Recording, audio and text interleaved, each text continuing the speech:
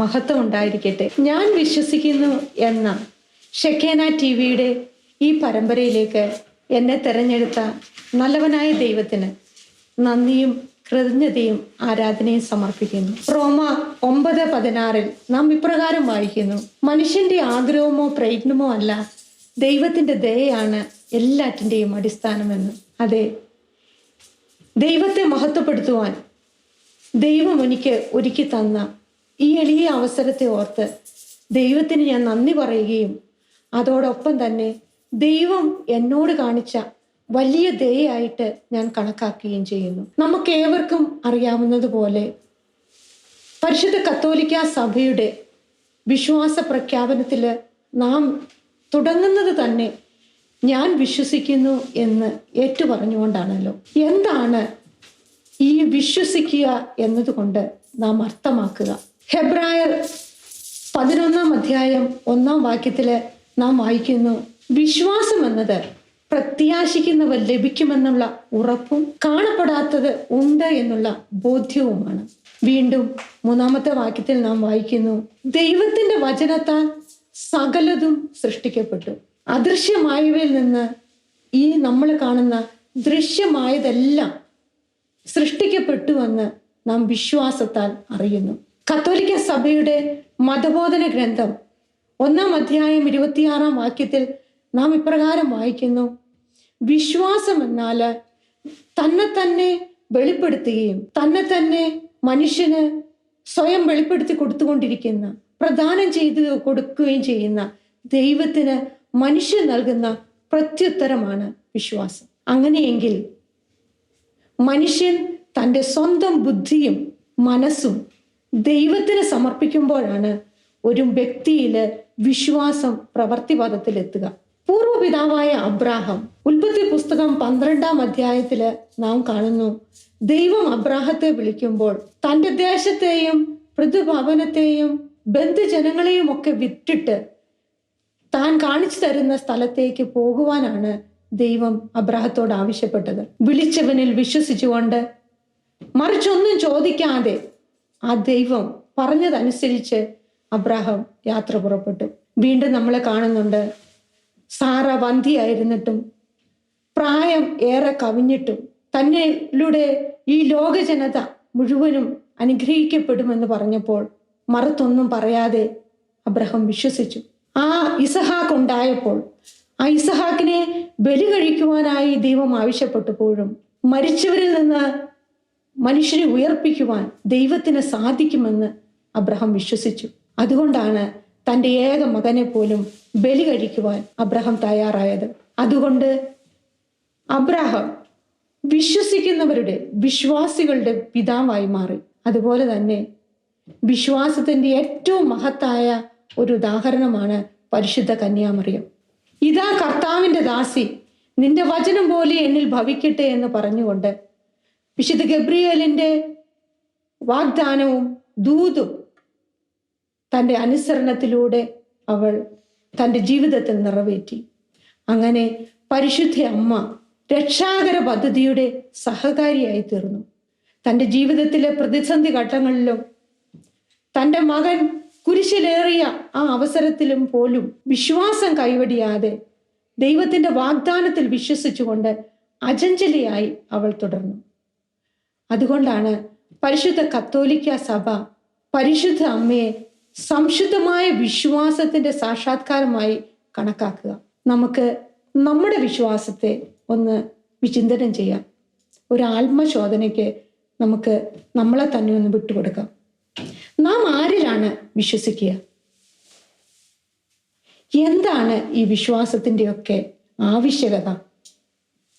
വിശ്വാസ പ്രമാണത്തിൽ നാം ഏറ്റുചൊല്ലുന്നത് പോലെ സകലവും സൃഷ്ടിച്ച ഈ പ്രപഞ്ചത്തെ മുഴുവനും സൃഷ്ടിച്ച ദൈവത്തിൽ, ഏക ദൈവത്തിൽ ഞാൻ വിശ്വസിക്കുന്നു. നമ്മൾ ആരും ദൈവത്തെ കണ്ടിട്ടില്ല. പക്ഷേ ദൈവത്തിൻ്റെ പുത്രനായ യേശു ക്രിസ്തുവാണ് നമ്മെ, ദൈവത്തെ നമുക്ക് പരിചയപ്പെടുത്തി തന്നത്. യോഹന്നാന്റെ സുവിശേഷം 14 നാം ഇപ്രകാരം വായിക്കുന്നു: പിതാവിൽ വിശ്വസിക്കുക, എന്നിലും വിശ്വസിക്കുക. ഞാൻ നിങ്ങളോട് പറയുന്ന കാര്യങ്ങൾ ഞാൻ സ്വമേധയാ ചെയ്യുന്നതല്ല, എൻ്റെ പിതാവ് എന്നിലൂടെ തൻ്റെ പ്രവർത്തികൾ ചെയ്യുകയാണ് എന്ന്. യേശു ക്രിസ്തു നമുക്ക് പിതാവിനെ പരിചയപ്പെടുത്തി തന്നു. പിതാവ് യേശുവിൽ വസിക്കുന്നു, യേശു പിതാവിലും വസിക്കുന്നു. ക്രിസ്ത്യാനികളായ നാം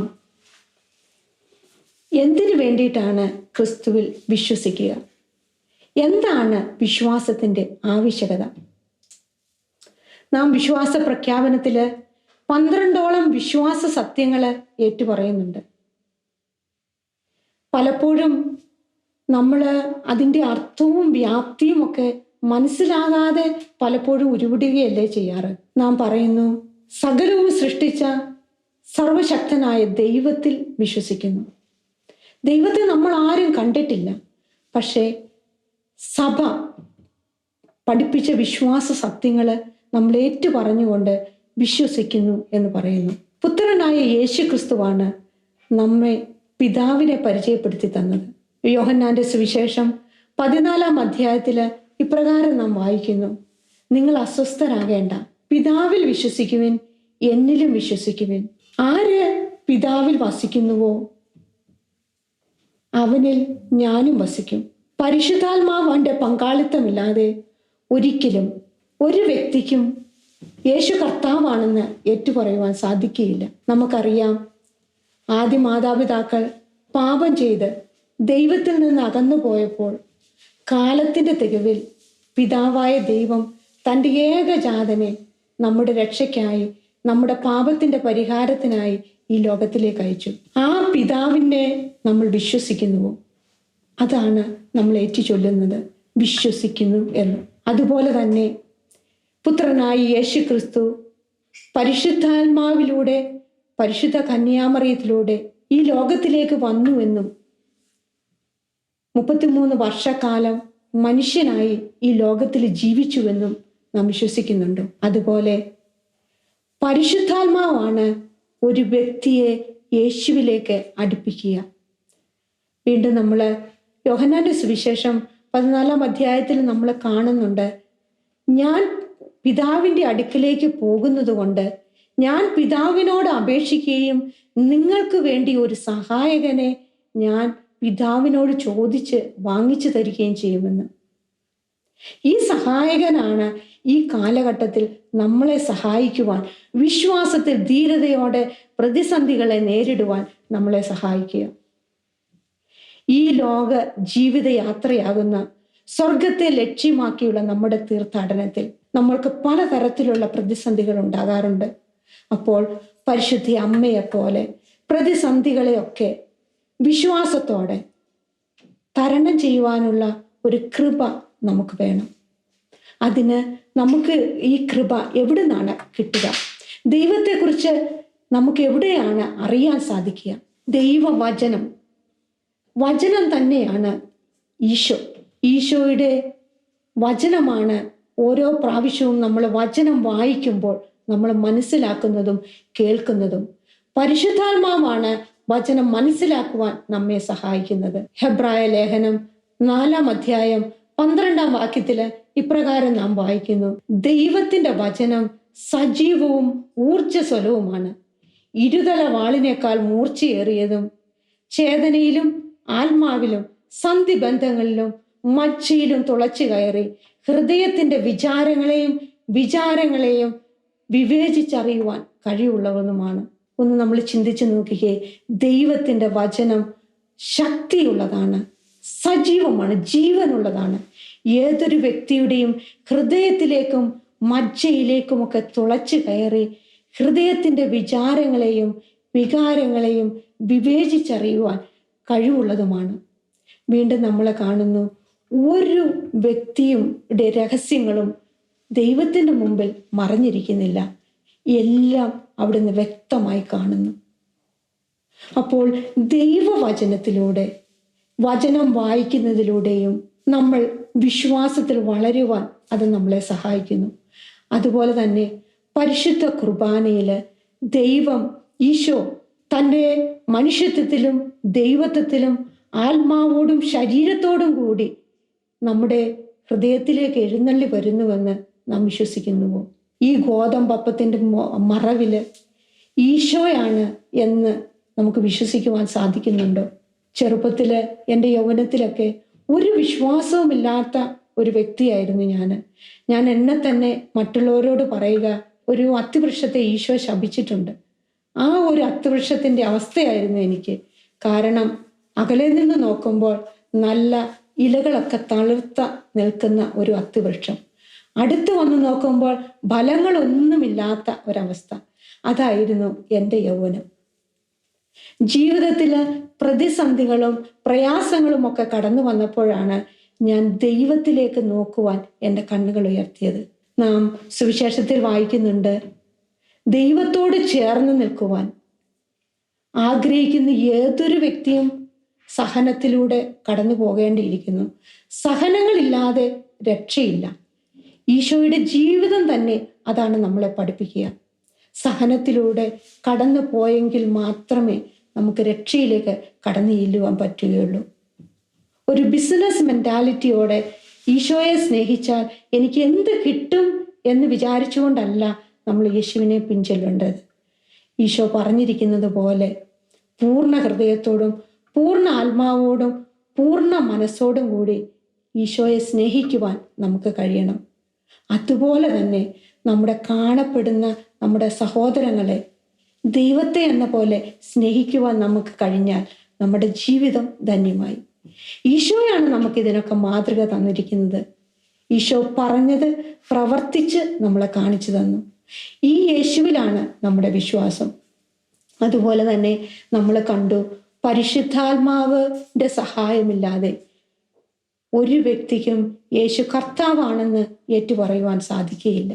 ദൈവത്തെ ലക്ഷ്യമാക്കിയുള്ള നമ്മുടെ ഈ ലോക യാത്രയിൽ പ്രയാസങ്ങളും പ്രതിസന്ധികളും വരുമ്പോൾ വിശ്വാസത്തെ മുറുകെ പിടിച്ചുകൊണ്ട് എങ്ങനെ ജീവിതത്തെ നേരിടാമെന്ന് ദാനിയേലിന്റെ പുസ്തകം വളരെ വ്യക്തമായി നമ്മെ പഠിപ്പിക്കുന്നുണ്ട്. ബാബിലോൺ രാജാവായ നബൂഖദ്നേസർ ജെറൂസലേമിനെ ആക്രമിക്കുകയും ദേവാലയം നശിപ്പിക്കുകയും അവിടെ ഉണ്ടായിരുന്ന ജനങ്ങളെ പ്രവാസികളായി ബാബിലോണിലേക്ക് കൂട്ടിക്കൊണ്ടു പോവുകയൊക്കെ ചെയ്തത് നമ്മൾ വായിച്ചിട്ടുണ്ട്. അങ്ങനെ പിടിച്ചുകൊണ്ടു പോയവരിൽ ഉൾപ്പെട്ടവരായിരുന്നു ദാനിയേലും ഹനനിയ, അസറിയ, മിഷായേൽ എന്നിവരൊക്കെ. രാജകൽപ്പന അനുസരിച്ച് അവർ രാജസേവനത്തിൽ പ്രവേശിക്കുവാനായി തെരഞ്ഞെടുക്കപ്പെട്ടു. രാജകൽപ്പന അനുസരിച്ച് അവർ രാജാവ് കഴിച്ചിരുന്ന വിഭവസമൃദ്ധമായ ഭക്ഷണവും പാനീയവുമൊക്കെ ദിവസേന അവരും കഴിക്കേണ്ടിയിരുന്നു. എന്നാൽ രാജാവ് കഴിക്കുന്ന വിഭവസമൃദ്ധമായ ഭക്ഷണമോ പാനീയമോ കഴിച്ച് താൻ അശുദ്ധനാവുകയില്ല എന്ന് ദാനിയേൽ തീരുമാനിച്ചു. അതുകൊണ്ട് അവൻ ഷണ്ഡന്മാരുടെ നായകനായ അശ്പേനാസിനോട് പറഞ്ഞു, ഞങ്ങളെ സസ്യഭക്ഷണവും ജലവും കുടിച്ച് 10 ദിവസത്തേക്ക് എങ്കിലും ഒന്ന് പരീക്ഷിച്ചു നോക്കൂ. ദാനിയേലിനോട് പ്രീതിയും അനുകമ്പയും തോന്നുവാൻ ദൈവം ഇടയാക്കി എന്നാണ് നാം വായിക്കുക. ദാനിയേൽ തൻ്റെ ശരീരം മറ്റു ഭക്ഷണങ്ങളൊക്കെ കഴിച്ച്, അശുദ്ധമായ ഭക്ഷണം കഴിച്ച് അശുദ്ധമാക്കുകയില്ല എന്നുള്ള തീരുമാനമെടുത്തപ്പോൾ ദൈവം അവനോട് കൂടെ പ്രവർത്തിക്കുവാൻ തയ്യാറായി. അപ്പോൾ ചുറ്റുമുള്ളവരെ അവനോട് പ്രീതിയും അനുകമ്പയും തോന്നത്തക്ക വിധം ദൈവം ഇടയാക്കി എന്നാണ് നാം വായിക്കുക. അതുപോലെ തന്നെ അവര് 4 പേരും വളരെ വലിയ പൊസിഷനിലേക്കൊക്കെ, ബാബിലോണിലെ ഭരണത്തിലേക്കൊക്കെ പ്രവേശിക്കുന്നതായിട്ടൊക്കെ നമ്മൾ കാണുന്നുണ്ട്. വീണ്ടും നബൂഖദ്നേസർ സ്വർണം കൊണ്ട് വലിയൊരു പ്രതിമയെ ഉണ്ടാക്കി. ആ പ്രതിമയുടെ പ്രതിഷ്ഠയ്ക്ക് ആ ബാബിലോണിലെ സകല ജനങ്ങളുമൊക്കെ വന്നു ചേർന്നു. സ്ഥാനപതികളും സേനാധിപതികളും ഒക്കെ വന്നു. രാജകൽപ്പന പുറപ്പെടുവിച്ചു.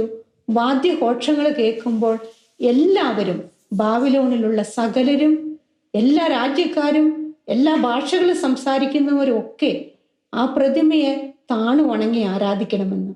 എന്നാൽ അസിറിയായും ഹനനിയായും മിഷായേലും ഏക ദൈവത്തിൽ വിശ്വസിച്ചുകൊണ്ട് ബാബിലോണിലെ ദേവന്മാരെ ആരാധിക്കുകയോ ആ പ്രതിമയോ വണങ്ങുകയോ ചെയ്തില്ല.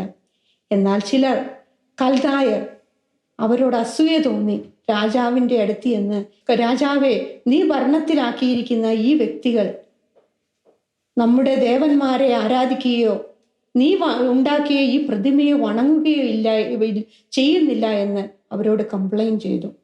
രാജാവ് കോപാക്രാന്തനായി അവരെ തൻ്റെ അടുത്ത് കൊണ്ടുവരുവാൻ കൽപ്പിക്കുകയാണ്. വന്നപ്പോൾ രാജാവ് അവരോട് ചോദിക്കുന്നു, ഹേ ഹനനിയ, മിഷായേൽ, അസ്രിയ, ഞാൻ ഉണ്ടാക്കിയ എൻ്റെ പ്രതിമയെ നിങ്ങൾ കുമ്പിട്ട് ആരാധിക്കുന്നില്ലേ? നിങ്ങൾ ആരാധിച്ചില്ലെങ്കിൽ നിങ്ങൾ തീച്ചൂളയിലേക്ക് വലിച്ചെറിയപ്പെടും.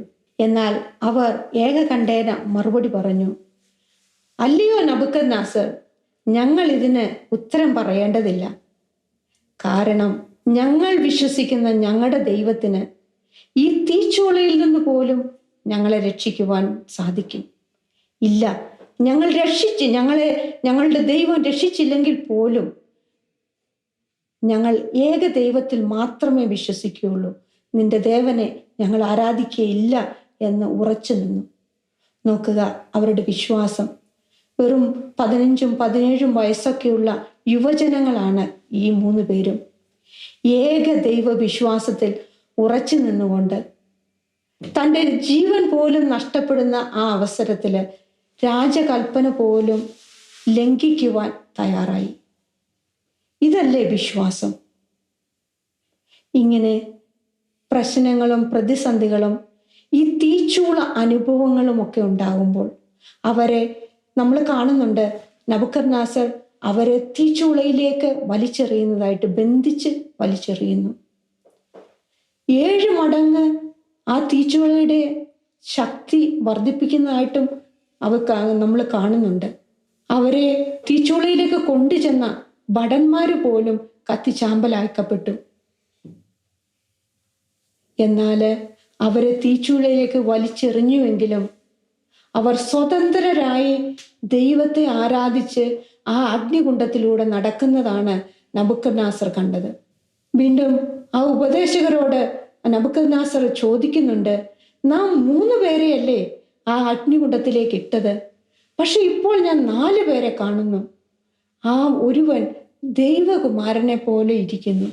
ഇതാണ് സഹോദരരെ, ഞാൻ ഉറച്ചു വിശ്വസിക്കുന്നു, ദൈവത്തിൻ്റെ ദൂതനാണ് അവരുടെ സഹായത്തിനെത്തിയത്. ആ അഗ്നികുണ്ഡത്തിന്റെ നടുവില് ജലകണങ്ങൾ കൊണ്ട് കാറ്റ് വീശി അവിടം അവർക്ക് നടക്കുവാൻ തക്ക വിധം ദൈവം ഒരുക്കി.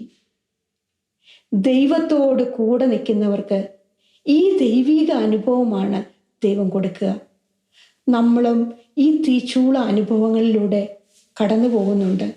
അപമാനമാകട്ടെ, കുടുംബജീവിതത്തിലെ പ്രശ്നങ്ങളാകട്ടെ, മക്കളെക്കുറിച്ചുള്ള ദുഃഖങ്ങളാകട്ടെ, അങ്ങനെ പല പല തീച്ചൂള അനുഭവങ്ങൾ നമ്മുടെ ജീവിതത്തിലും ഉണ്ടാകാറുണ്ട്. ഈ അനുഭവങ്ങളിൽ നാം സ്വയമായി തീരുമാനങ്ങൾ എടുത്തുകൊണ്ട് ദൈവത്തെ മാറ്റി നിർത്തുന്ന ഒരനുഭവമാണോ നമുക്കുണ്ടാകാറ്? അതോ ദൈവത്തോട് കൂടെ നിന്ന് അദൃശ്യനായ ദൈവം എൻ്റെ ഈ സഹനത്തില് ഉണ്ട് എന്നുള്ള ബോധ്യത്തോടെ ഈ ദാനിയേലിനും കൂട്ടുകാർക്കും ഒക്കെ ഉണ്ടായിരുന്നത് പോലെ ആ ഒരു ദൃഢമായ വിശ്വാസത്തോടെ ആണോ നാം മുന്നേറുക? എൻ്റെ ചെറുപ്പകാലത്തില് എനിക്കൊരു വിശ്വാസവും ഉണ്ടായിരുന്ന ഒരു വ്യക്തിയായിരുന്നില്ല. വെറും ഞായറാഴ്ച മാത്രം കുർബാനയ്ക്ക് പോയി അങ്ങനെ വിശുദ്ധ കുർബാനയ്ക്കൊക്കെ സമ്മതിച്ചുകൊണ്ടിരുന്ന ഒരു വ്യക്തിയായിരുന്നു ഞാൻ.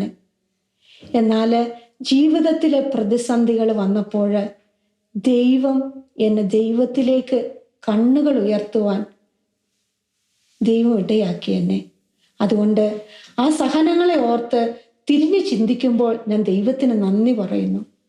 പരിശുദ്ധ അമ്മയെ പോലെ ജീവിതത്തിലെ പ്രതിസന്ധികളിൽ വിശ്വാസത്തോടെ അചഞ്ചലരായി നിൽക്കുവാന് നമ്മളെല്ലാവരെയും ദൈവം അനുഗ്രഹിക്കണം. ദൈവത്തിൻ്റെ കൃപ നമുക്ക് വേണം.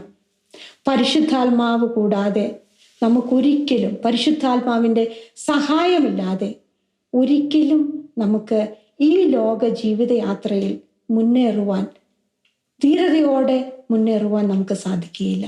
പ്രിയ സഹോദരങ്ങളെ, എനിക്ക് എൻ്റെ യൗവനകാലത്ത് വിശ്വാസം ഇല്ലാതിരുന്നത് കൊണ്ട് എനിക്ക് ആ ജീവിതത്തിലുണ്ടായ എൻ്റെ അനുഭവങ്ങളിൽ എനിക്ക് വളരെ തളരേണ്ടി വന്നിട്ടുണ്ട്.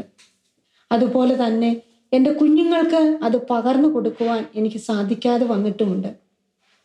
എന്നെ കേട്ടുകൊണ്ടിരിക്കുന്ന ചെറുപ്പക്കാരായ മാതാപിതാക്കളോട് ഞാൻ പറയുകയാണ്, ദൈവത്തിന് നമ്മുടെ ജീവിതത്തിൽ ഒന്നാം സ്ഥാനം കൊടുത്താൽ ദൈവം ബാക്കിയുള്ളതെല്ലാം ക്രമപ്പെടുത്തിക്കൊള്ളും. ഇന്ന് ഞാൻ ഏറ്റവും കൂടുതൽ ആഗ്രഹിക്കുക, ദൈവത്തെ കൂടുതലായി അറിയുക, അറിഞ്ഞ ദൈവത്തെ മറ്റുള്ളവരുമായി പങ്കുവെക്കുക. അതിലൂടെ ഞാനും ദൈവത്തിന് വേണ്ടി ഒരു സാക്ഷിയായി ജീവിക്കുക. നമുക്കെല്ലാം അറിയാം, നാം എല്ലാവരും ഈശോയുടെ രണ്ടാം വരവിലേക്ക് ഒരുങ്ങിക്കൊണ്ടിരിക്കുകയാണ്. ആരും അതിനെക്കുറിച്ച് കൂടുതലായി ഒന്നും പറഞ്ഞ് കേൾക്കുന്നില്ല. നമ്മൾ ചരിത്രത്തെ രണ്ടായി കീറി മുറിച്ച ചരിത്ര പുരുഷനെ നമ്മൾ വിശ്വസിക്കുന്നുണ്ട്, യേശു ക്രിസ്തുവിൽ. എന്നാൽ ആ യേശു ക്രിസ്തു വീണ്ടും വരുമെന്ന് നമ്മൾ എത്ര പേര് വിശ്വസിക്കുന്നുണ്ട്? ആ യേശുവിനെ മുഖാമുഖം ദർശിക്കുവാൻ നമ്മൾ ഒരുങ്ങേണ്ടിയിരിക്കുന്നു. കള്ളനെ പോലെ അവൻ വരും. ആ സമയം എപ്പോഴാണെന്ന് സ്വർഗത്തിലുള്ള ദൂതന്മാർക്കോ പുത്രന് പോലുമോ അറിയില്ല എന്നാണ് ദൈവവചനം നമ്മളെ പഠിപ്പിക്കുക. അതുകൊണ്ട് ഈശോ നമ്മളെ എപ്പോഴും നമ്മളോട് പറയുക, സദാ ജാഗരൂകരായിരിക്കുക. അതുകൊണ്ട് നമുക്ക് എപ്പോഴും ഒരുക്കമുള്ളവരായിരിക്കാം. വിശ്വാസത്തിൽ മാത്രമേ നമുക്ക് നിത്യജീവനിലേക്ക് പ്രവേശിക്കുവാൻ സാധിക്കുകയുള്ളൂ.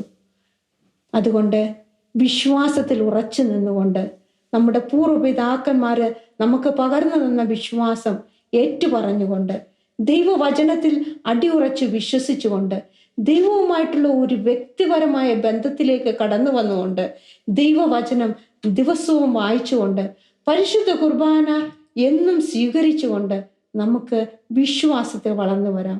അതുപോലെ തന്നെ പരിശുദ്ധ കത്തോലിക്ക സഭ നമുക്ക് നൽകിയിരിക്കുന്ന കൂദാശകളുടെ പരികർമ്മത്തിലൂടെ അതീവ കൃപയിൽ നമുക്ക് വളരാം. ദൈവം നമ്മളെ എല്ലാവരെയും സമർത്ഥമായി അനുഗ്രഹിക്കട്ടെ.